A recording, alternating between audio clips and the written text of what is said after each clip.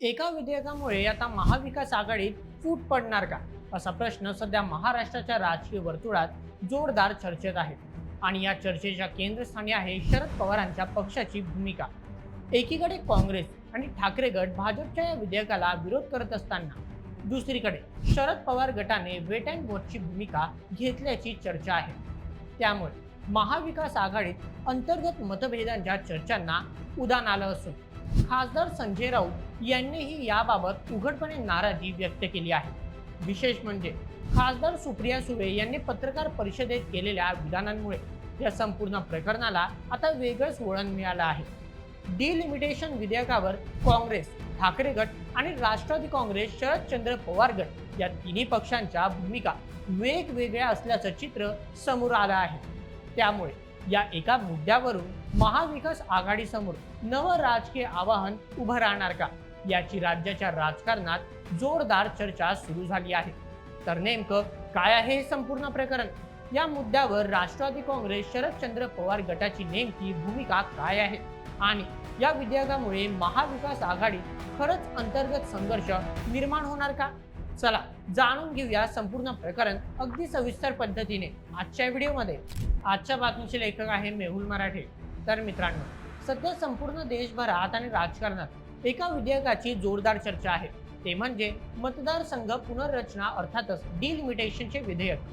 सध्या या विधेयकाला मंजुरी मिळवून देण्यासाठी सत्ताधारी एनडीए आघाडीकडून शर्थीचे प्रयत्न सुरू आहेत. याआधी अशी बातमी माध्यमांमध्ये प्रसारित झाली होती की केंद्रातील मोदी सरकार या विधेयकाला पास करून घेण्यासाठी तमिळनाडूतील डीएमके आणि शरद पवार गटाची मदत घेऊ शकते. ही बातमी समोर आल्यानंतर राज्यातील महाविकास आघाडी मोठी खळबळ उडाली होती. काही ठिकाणी असा दावा देखील करण्यात आला की राष्ट्रवादी काँग्रेस, शरदचंद्र पवार गट काही अटींसह डिलिमिटेशन विधेयकाला पाठिंबा देऊ शकते. ही चर्चा समोर येताच राज्यातील विरोधी पक्ष असणाऱ्या महाविकास आघाडीत वादाची ठिणगी पडाली. कारण एकीकडे महाविकास आघाडीतील घटक पक्ष असणारे काँग्रेस आणि ठाकरे गट या विधेयकावर विरोधाची भूमिका घेत असल्याचं बोललं जात होतं.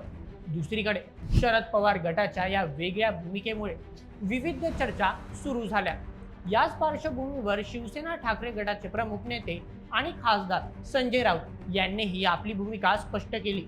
त्यांनी असे सांगितले की डिलिमिटेशनच्या मुद्द्यावर विरोधी पक्षांनी एकत्र राहण्याची गरज आहे. म्हणजे त्यांनी अप्रत्यक्षपणे राष्ट्रवादी शरद पवार गटाच्या भूमिकेवर भाष्य करत सल्ला दिला. याच कारणाने महाविकास आघाडीतील अंतर्गत मतभेद वाढल्याच्या चर्चांना आणखीनच उधाण आलं. मात्र या सर्व घडामोडींना आणखी मोठं वळण मिळालं ते शरद पवार गटाच्या खासदार सुप्रिया सुळे यांच्या भूमिकेमुळे. कारण ज्यावेळी शरद पवार गटाच्या भूमिकेवर सोशल मीडियासह राजकीय वर्तुळात विविध शक्यता व्यक्त केल्या जात असल्यामुळे मोठा संभ्रम निर्माण झाला होता. अशा परिस्थितीत पक्षाची भूमिका स्पष्ट करण्यासाठी सुप्रिया सुळेंकडून पत्रकार परिषद घेण्यात आली. सुप्रिया सुळे यांनी या पत्रकार परिषदेत माध्यमांसमोर अगदी स्पष्टपणे सांगितले की राष्ट्रवादी शरद पवार पक्षाने डिलिमिटेशन विधेयकावर अद्याप कोणतीही अधिकृत भूमिका घेतलेली नाही. त्यामुळे शरद पवारांचा पक्ष एनडीएला या विधेयकावर पाठिंबा देणार असल्याच्या बातम्या चुकीच्या आणि केवळ तर्कवितर्कांवर आधारित आहेत असे त्यांच्याकडून स्पष्ट करण्यात आले आहे. परंतु ह्याच वेळी एक आणखी महत्त्वाचा ट्विस्ट देखील समोर आला. कारण या विधेयकावरील आपली भूमिका अधिकृतपणे जाहीर नसल्याचं सांगतात सुप्रिया सुळे यांनी एक अत्यंत महत्त्वपूर्ण इशारा देखील दिला. त्यांच्याकडून एक अत्यंत महत्त्वपूर्ण अट मांडण्यात आली. तर नेमकी ती अट काय होती आणि त्यानंतर महाराष्ट्राच्या राजकारणात एवढी मोठी चर्चा का सुरू झाली? तर चला आता तेच समजून घेऊयात. यामागचं कारण म्हणजे सुप्रिया सुळे यांनी पत्रकार परिषदेत केलेलं एक महत्त्वाचं विधान. त्यांनी स्पष्ट सांगितलं की पक्षाने अद्याप कोणताही अंतिम निर्णय घेतलेला नाही. मात्र त्याचवेळी त्यांनी असंही म्हटलं की जर डिलिमिटेशन करताना देशातील प्रत्येक राज्याला समान न्याय मिळाला, कोणत्याही राज्यावर अन्याय झाला नाही आणि लोकसभेच्या जागांमध्ये सुमारे 50% समान वाढ झाली, तर अशा प्रस्तावाचा विचार केला जाऊ शकतो, असं अत्यंत सूचक विधान सुप्रिया सुळेंकडून करण्यात आलं. म्हणजेच राष्ट्रवादी काँग्रेस, शरदचंद्र पवार गटाने या विधेयकाला थेट पाठिंबा दिला आहे. ना थेट विरोध केला आहे, पक्षाने आपली भूमिका काही अटींशी जोडल्याचं चित्र सध्या समोर येत आहे.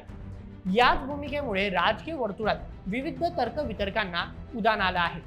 दरम्यान काही माध्यमांमध्ये राष्ट्रवादी काँग्रेस शरदचंद्र पवार गट एनडीएला पाठिंबा देऊ शकतो का किंवा या विधेयकावर सरकारसोबत जाऊ शकतो अशा बातम्यांनाही समोर आल्या. मात्र सुप्रिया सुळे यांनी या सर्व बातम्यांचं स्पष्टपणे खंडन केलं. त्यांनी सांगितलं की अशा कोणत्याही प्रकारच्या डील झालेली नाही, पक्षाने कोणताही निर्णय घेतलेला नाही आणि सध्या सुरू असलेल्या अनेक चर्चा या केवळ तर्कवितर्कांवर आधारित आहेत.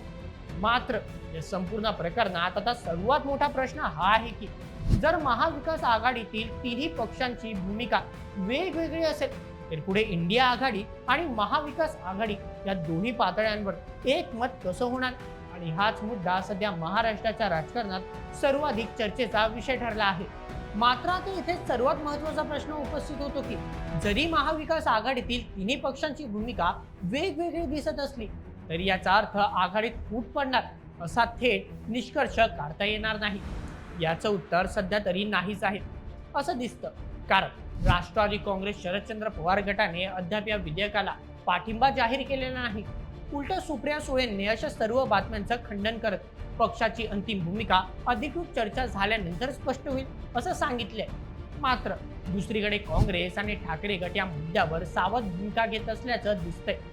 याच कारणामुळे महाविकास आघाडीतील तिन्ही घटक पक्षांची एकसारखी भूमिका नसल्याचं चित्र समोर आलं आणि त्यातूनच महाविकास आघाडीत मतभेद असल्याच्या चर्चांना वेग आला. परंतु राजकारणात प्रत्येक वेगळी भूमिका म्हणजे आघाडी तुटणारच असं नसतं. अनेकदा एखाद्या महत्वाच्या राष्ट्रीय मुद्द्यावर आघाडीतील घटक पक्षांची मतं वेगवेगळी असू शकतात.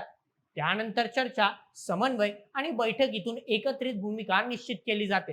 आता डिलिमिटेशन विधेयकाच्या बाबतीतही पुढे नेमकी काय भूमिका घेतली जाते हे संसदेतील चर्चा, पक्षांच्या अधिकृत बैठका आणि इंडिया आघाडीतील समन्वयानंतरच स्पष्ट होणार आहे.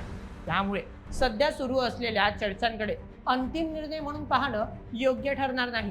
मात्र एक गोष्ट नक्की आहे, या संपूर्ण प्रकरणामुळे महाविकास आघाडीतील समन्वयाची मोठी परीक्षा लागणार आहे.